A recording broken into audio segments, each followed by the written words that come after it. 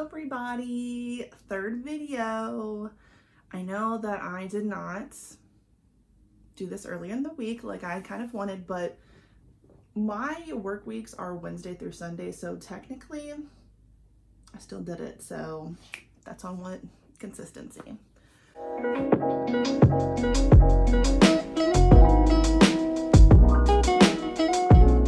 For today's video, I want to talk about all of the books that I hauled or were gifted in the month of August. Honestly, I'd only planned on buying one book, and I spoke about that book in my last video, which was That's Mental by Amanda Rosenberg. I also said that I wanted to read that. We'll get to that later. But I actually ended up buying a few more books, and then my husband was so nice and he actually got me some books as a surprise, so a lot more than I thought I was going to have for a video. So with that being said, let's get started. So the first book that I ended up buying this month, and I talked about last time, was That's Mental by Amanda Rosenberg. Painfully Funny Things That Drive Me Crazy About Being Mentally Ill. I really wanted to read this month, but I didn't get around to it because I decided at the last minute that I kind of wanted to do the Summer Ween challenge, which was by Gabby Reads and Olivia Reads a Latte. I'm not gonna like totally go over that because honestly, I didn't exactly do the challenge, but I ended up reading books that fit into that. But I definitely really want to try to read this book next month. No promises though. The next book that I got was The Caro Haunt by Darcy Coates. So, speaking of Summer Ween, that's why I picked this book up, because one of the prompts was a book that takes place in a haunted house, and another prompt was a book based off of the cover, and this right here. Honestly, this book ended up being amazing. This was the first Darcy Coates book that I read, and I feel like I might have like spoiled myself because I'm scared. I mean, I don't think that I will end up reading another one of their books and be disappointed.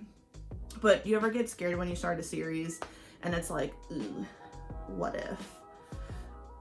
Don't want that to happen with this, but this was honestly 5 stars. I loved this book. It actually scared the shit out of me a few times. Definitely had me on the edge of my seat, and I teared up for a second. And I do want to go into detail about this book. I'll see how I kind of get around to doing that as I figure out like wrap-ups and like books that I just want to go deeper into. We shall see. The next book I bought was Random Shit Flying Through the Air by Jackson Ford. So I read their first book, which was The Girl Who Could Move Shit with Their Mind, and that was actually a really good book. I enjoyed it. It left off on a cliffhanger, kind of. You see some characters that you thought you wouldn't, and based off the synopsis, it's hard to know if we're actually going to see those characters, if they're going to be playing a role in this second book.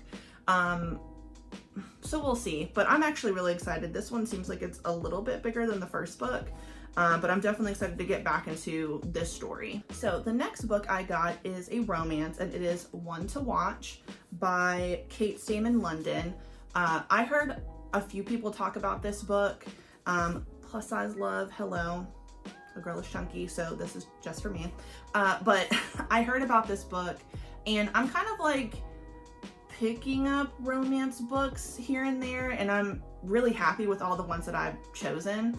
And this one sounded like it would be really good. I've never watched The Bachelor before, but I love reality TV, so I think that this should be up my alley. I'm definitely excited to read it. Like, this is gonna be, whenever I start reading romance or I pick up a romance book, like, it always puts me in a better mood.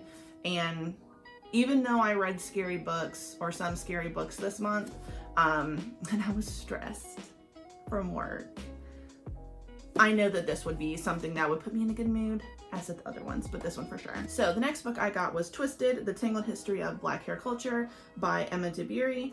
I picked this up as I was just walking down the aisles of Barnes & Noble. I'm really excited to read this, and it was blurred by Phoebe Robinson, who wrote You Can't Touch My Hair. I loved that book, and I also loved her second book. I also love Two Bill Queens.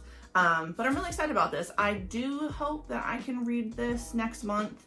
I didn't read a lot of like memoirs in August, and I mean, like I said, I wanted to read Amanda Rosenberg's, so maybe I can try to read 2 instead of just 1. And now on to the ones that my husband got me. So if you saw my last video, you know that I wanted to read volumes 1 through 5 of Akame ga Kill Zero, and 1 I did. Amazing. I knew that I would like Akame ga Kill Zero because, like I said, Akame ga Kill is one of my favorite animes, but volume 1 through 5 was great, and my husband was so nice and he got me his volume 6 through 10. So that's exciting. This is basically and volume 10 is the last volume in the series. It's been really good. The Akame ga Kill Zero is about Akame before she works with Night Raid.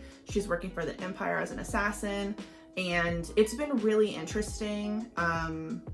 It's been really interesting to see her working for the Empire instead of with Night Raid, and slowly realizing how corrupt slowly realizing how corrupt the Empire is, and how everybody else who's trying to fight against it is actually normal. Like, the Empire is the shitty one. But also seeing her relationship with her sister Kurome, it's kind of sad because you know what's gonna happen if you watch the anime or you've read the manga. But it's nice to see them as sisters, but then you also get the backstory of what happens with Kurome, because you know that she has been drugged in some way and been experimented on by the Empire, but you don't really know how, and all the details about it. So the first few volumes go into that. Akame and Kurome are separated. They're not allowed to work together, and these two groups are trained very differently. You know, we see how Akame is trained. It's very, get in there, we're gonna do disguises, blah, blah, blah, blah. Kurome and her group are all tested on. So, was it Dr. Stylish? Now I can't remember his name, but the doctor who like modifies everybody, he's kind of, you only see him like once, well, at least in volumes 1 through 5. You kind of see him and you know that his mentor, basically, or at least the person that he works with, who is responsible for working on people, whatever. So yeah, I am so excited. Honestly, you know, I read a lot this month. I have a feeling I will probably read these in September because it's just so good. I want to see, I mean, I know how it ends, but you know, I want to see how it ends. The next books that my husband got me are 3 volumes from Fate Zero. I really love Fate Zero and Fate Stay Night. That's a really great anime, and I don't know, I just thought, I mean, it's a manga, let me see if I like it. And so far I do. There are quite a few volumes that I don't think I'll ever get access to. It's a little hard to tell. Like, I think there's more than 10, but I don't think there's a way for me to buy past a certain amount. At least it's a little confusing on Amazon, so we shall see if I can finish the whole series, but excited about these. All right, so the next book my husband got me was Lifting as We Climb, Black Women's Battle for the Ballot Box by Yvette Dion. I am pretty sure I saw one of their tweets earlier this month, and that's what got me interested in this book. I put it on my wish list immediately. Honestly, I think the best way to describe it is like the last portion on the inside of the book, which is, this much needed book draws an important historical line from abolition to suffrage to civil rights to contemporary young activists, filling in the blanks of the American suffrage effort. So, you know, I think a lot of us, especially in America, I'm sure in other parts of the world, but I'm in America right now. When we learn about women's suffrage, it's very much white. And as we grow up, we realize that so much of our history is whitewashed, and as far as some parts of the feminist movement. It's very white, and we don't learn a lot about Black women, other women of color, things that were not given, you know, the fight, the battle, so on and so forth. So this will be really interesting to read. I'm excited. The last 2 books my husband got me are both by Colson Whitehead. So this is the author of The Underground Railroad. Amazing book. It was one of my favorites. I don't remember what year it came out, but I rated that 5 stars. That book broke me in the best and worst ways. I mean, if you've never read it, I would absolutely recommend it. It's an amazing book. But he got me these 2 books, Zone 1 and The Intuitionist. So I put these on my wish list because I love Colson Whitehead. I didn't know exactly what they were about. Zone 1 is about like a pandemic, apocalyptic world. This sounds like it's going to be more serious, but also kind of funny. And then this one, The Intuitionist, is more on the funny side. What's the best way to describe this? Dead serious and seriously funny feat of the imagination, The Intuitionist conjures a parallel universe in which latent ironies and matters of morality, politics, and race come to light, and stands as the celebrated debut of an important American writer. So I'm very excited about these. They're not that long, it doesn't look like. A little bit over 300 for Zone 1, and like a little bit over 250 for The Intuitionist. So these will be easy books for me to get through, hopefully. I really have a lot of stuff on my to be read pile, and now that I think about it, it's just never getting smaller. So I'm gonna try really hard, really hard to read more. Because with that being said, you know, so I have a goal on Goodreads of reading 110 books this year, and I'm already at 87, I think. So I will definitely meet that goal, but I had my TBR written down in like my book journal. I wrote down all the books I've bought, and I've been crossing them out diligently. But every time I cross one out, it just gets replaced by a new book that I bought. So the struggle is real. Anyway, with that being said, thanks for watching my video. I'm excited. Consistency, didn't I say? Didn't I say I was gonna be consistent? And I did it.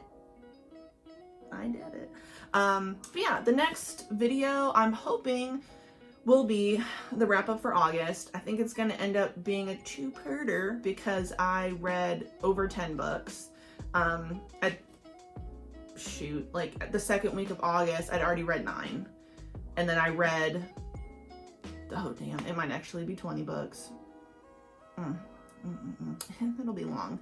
And I'm so excited because next month, I took a well-needed PTO, 9 days off type situation, and my sister's coming. So I really want to try to do a video with my sister, so we'll see how that works. But yeah, so see you guys next time. Thanks. Bye.